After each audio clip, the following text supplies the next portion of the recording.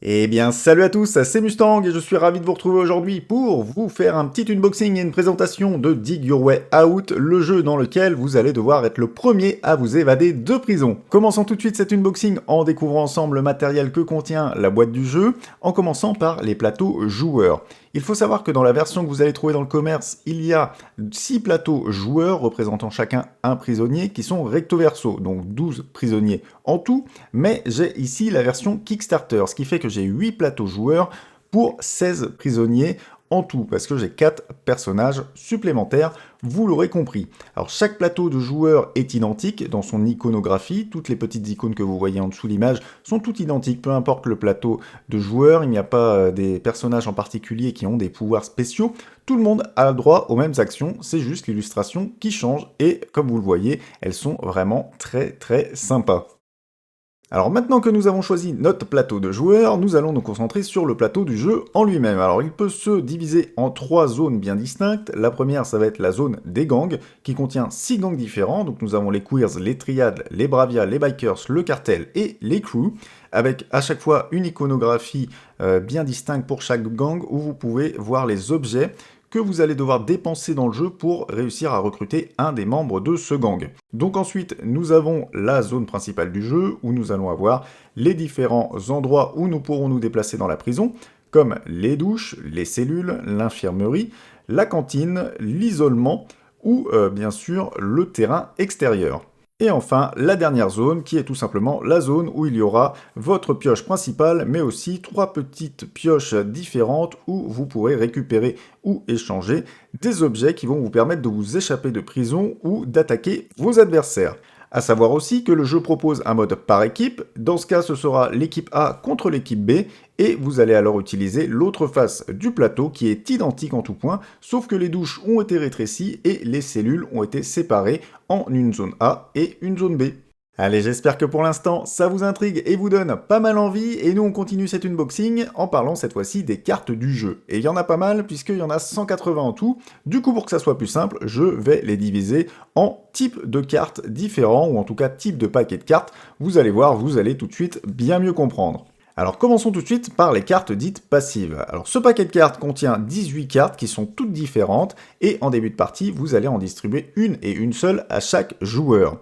Il s'agira un petit peu du joker du jeu, puisqu'en fait, chaque carte a un effet bien distinct. Par exemple, vous allez pouvoir vous protéger pendant un combat, pouvoir voler des objets à l'adversaire, fabriquer des objets gratuitement, vous déplacer d'une zone à l'autre sans payer de coûts supplémentaires, etc. Il s'agit en fait vraiment d'un joker, d'un bonus que vous allez pouvoir déclencher au bon moment dans la partie, et c'est important car vous n'allez pouvoir le faire qu'une fois, et vous n'avez, je le rappelle, qu'une seule de ces cartes. Vous n'allez jamais en piocher d'autres. Alors c'est pour ça qu'il y a 18 cartes, ça permet de rajouter déjà de la rejouabilité au jeu, puisqu'à chaque partie, vous aurez normalement une carte différente, ou en tout cas, ça sera vraiment assez varié. Alors attention, une petite subtilité à savoir sur ces cartes Joker, en plus de l'effet dont je viens de vous parler qui varie d'une carte à l'autre, il peut y avoir un second effet qui se déclenche en plus si vous faites partie du gang qui est indiqué sur la carte. Alors j'en profite pour rebondir là-dessus puisqu'on va maintenant parler des cartes de gang. Alors il faut savoir que ces cartes vont être directement posées sur le plateau de jeu. Il y a en tout, je le rappelle, 6 gangs différents et chacun des gangs comportera 4 cartes. Chacune de ces 4 cartes proposera d'ailleurs un effet différent. Alors le principe des cartes de gang, c'est que durant votre jeu, vous allez pouvoir échanger différents objets pour recruter un membre de gang que vous allez placer à côté de votre plateau de jeu. Et ensuite, vous allez pouvoir appliquer les effets indiqués sur la carte, qui peuvent des fois se déclencher suivant les actions d'un joueur, suivant vos actions, ou alors c'est à vous de les déclencher quand vous en avez envie. L'intérêt des cartes de gang, c'est déjà que ça vous rajoute des bonus vraiment très intéressants, mais en plus de ça, c'est que ça offre vraiment des possibilités tactiques différentes suivant les parties. Pourquoi? Tout simplement parce que suivant où vous en êtes dans la partie, suivant quel joueur vous affrontez en face et suivant quel joueur aussi vous êtes, vous allez préférer parfois prendre un gang plutôt qu'un autre. En effet, vous n'y avez sûrement pas fait attention, mais en haut de la carte, en plus du nom du gang, il y a une petite icône dans le coin supérieur gauche. Cette icône est vraiment pratique car elle va vous indiquer quel gang vous aurez besoin à tel moment. Par exemple, si je suis un joueur qui me fait souvent attaquer et voler des objets par les autres joueurs, j'aurai plutôt tendance à prendre les Bravia. avec leur icône de couteau entouré d'un bouclier, ce qui m'indique que ce gang va me permettre d'une manière ou d'une autre de me protéger des autres joueurs. Pareil, si j'ai besoin d'échanger beaucoup d'objets pour arriver à mes fins, je vais plutôt m'intéresser au gang des crews qui ont un logo avec une main qui échange des cigarettes, ce qui m'indique qu'ils vont avoir différents effets en rapport avec les échanges. Alors, on continue ensuite avec le mini-deck de cartes Michel et Michel qui ne contient que 8 cartes. Et en fait, ce deck correspond à une extension qui est présente dans le jeu. Que ce soit Kickstarter ou boutique, vous aurez cette extension où vous allez choisir donc un personnage, soit le Michel masculin, soit le Michel féminin, que vous allez mettre en jeu. Et en plus de vos tours de jeu, un joueur va jeter un dé, va déplacer le Michel pour l'envoyer du coup sur une zone où il y aura des autres joueurs, c'est le plus intéressant. Dans ce cas, un combat se lancera automatiquement, le joueur concerné piochera une carte du deck Michel, et vous le voyez, ce deck n'a que 8 cartes, je le redis, et du coup, il est composé de deux types de cartes. Il y a 6 cartes qui contiennent 1 sur 1, et 2 cartes où il n'y a rien du tout. Alors si le joueur pioche une carte où il n'y a rien, il l'a échappé belle, et je pense qu'il a une sacrée chance, parce que vous voyez que le ratio entre piocher une carte où il n'y a rien et une carte 2 sur 1 est quand même assez faible. Et au contraire, s'il pioche une carte 2 sur 1, il y a une petite icône, ou plusieurs des fois, il peut tomber d'ailleurs sur 3 objets, qui sont indiqués en bas de la carte, et dans ce cas, ce joueur doit se défausser des objets qui sont indiqués. Alors, c'est intéressant, car les objets qui sont sur les cartes Michel à défausser sont uniquement des objets qui permettent de s'échapper de la prison, qui sont vraiment les objets les plus importants du jeu. Donc c'est vraiment pour faire des crasses entre joueurs. Donc si vous êtes d'ailleurs 2 joueurs, je vous conseille de rajouter cette extension, ça rajoutera du piment à vos parties. Alors on va maintenant parler des cartes actions. Alors moi j'appelle ça les cartes flash, puisqu'en fait on peut les utiliser n'importe quand. C'est vraiment des cartes rapides pour perturber le jeu de vos adversaires ou alors améliorer le vôtre. Donc vous pouvez les utiliser vraiment quand vous le souhaitez. Il faut savoir qu'elles sont au nombre de 18 et vous les piochez comme des cartes classiques, puisqu'en fait elles sont mélangées dans la pioche de cartes principales du jeu. Alors ces cartes actions ont différents effets, par exemple échanger 2 pions entre eux, vous déplacer directement dans telle zone, piocher telle carte. Voilà, vous avez vraiment plein d'effets qui peuvent influencer sur le jeu et vous les utilisez vraiment quand vous le souhaitez. Donc des fois, ça peut vraiment vous aider ou alors vraiment embêter vos adversaires. Alors nous venons de voir que les cartes d'action feraient partie intégrante de la pioche principale, mais justement cette pioche de cartes, de quoi est-elle composée exactement? On ne l'a pas vu. Donc il y aura déjà les cartes d'action, comme on vient de le dire, mais en plus de ça, il y aura une cinquantaine d'objets à peu près qui vont vous permettre différentes choses. Il y aura des objets que vous allez pouvoir échanger pour recruter des gangs, des objets qui vont vous servir pour fabriquer d'autres objets, et des objets qui vont tout simplement vous servir à échanger contre des cigarettes, que vous allez elle-même échanger après contre d'autres objets. Voilà, c'est le système de troc qui est en prison. Donc ça va du foulard, de la casquette, des chaussures, à la poêle à frire, en passant par le scotch, au lacet de chaussures et au bouquin érotique. Vraiment, il y en a pour tous les goûts. Et vous avez du coup différentes icônes sur les cartes qui vous indiquent à chaque fois ce qu'elles vous permettent de faire. Par exemple, sur certaines cartes, vous avez un petit logo de gang qui vous indique que ça va vous servir voilà, à être échangé en échange d'un gang. Vous avez bien sûr en haut de chaque carte des petites cigarettes qui vous dit qu'à chaque fois que vous allez vous défausser de cette carte, vous allez récupérer en échange le nombre de cigarettes qui est indiqué.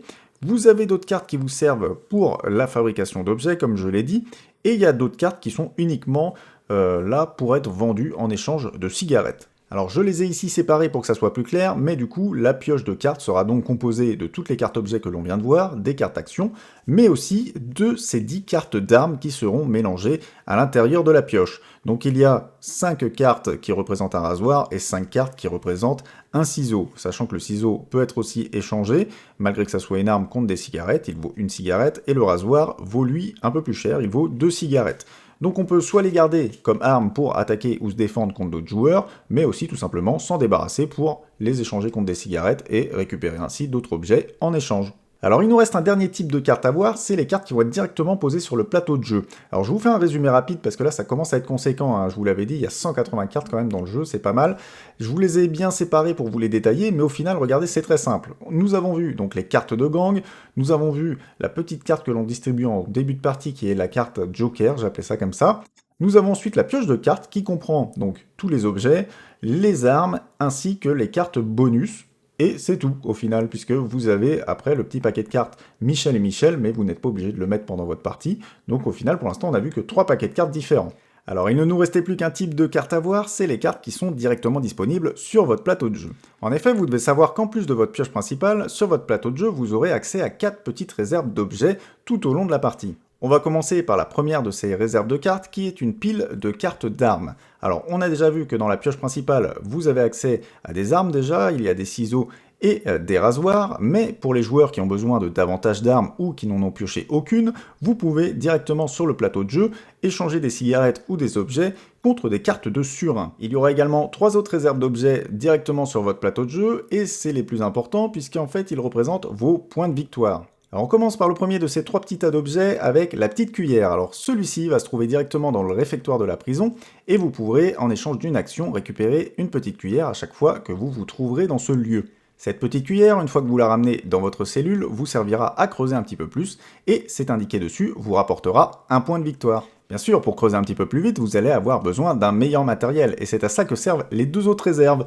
En effet, vous aurez accès à une pioche ou à une pelle. La pioche rapporte, elle, 2 points de victoire, et la pelle, 3 points de victoire. Bien entendu, comme pour la petite cuillère, une fois que vous avez l'objet, vous devez le ramener dans vos cellules pour l'utiliser, et ça se rajoute dans ce cas à votre compteur de points. On continue cet unboxing et cette fois-ci on va parler un peu de tout ce qui est pion. Alors au niveau des pions on a les pions de personnages, en commençant par l'officier Buster. Alors cette fois-ci c'est uniquement une extension disponible avec le Kickstarter, donc si vous allez en boutique vous n'aurez pas cette extension, mais grosso modo l'officier Buster, une fois qu'il se trouve sur la même case qu'un personnage, peut, si ce personnage fait une action qui est un peu illégale, comme racketter un ennemi ou échanger des cigarettes, intervenir. S'il intervient, vous prenez une raclée et vous filez en isolement, et pour éviter ça, vous pouvez bien sûr donner des cigarettes à l'officier Buster pour ne pas vous faire envoyer au Newf. Ensuite, au niveau des personnages, on a bien sûr les 2 Michel, donc le Michel masculin et le Michel féminin, et nous avons nos 18 pions de prisonniers différents. Alors je vous fais un petit timelapse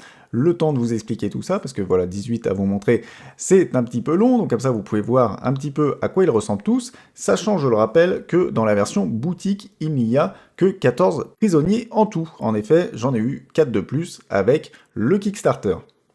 Ensuite, au niveau des pions, nous avons les pions de raclée. Alors, chaque joueur en aura un, et vu qu'on peut jouer jusqu'à 6, vous l'aurez compris, ça fait qu'il y a 6 pions en tout, et ils sont recto verso. Il y a une face avec marqué 1, et on voit une dent, et l'autre face, il y a marqué 2, et bien sûr, il y a 2 dents. Alors, ça correspond au raclé que vous avez pris en combat. C'est-à-dire que dès que vous perdez un combat, vous allez avoir une raclée, ce qui vous met des malus dans le jeu, et si vous perdez 2 combats, là, vraiment, vous êtes out, il faut aller à l'infirmerie pour vous faire soigner.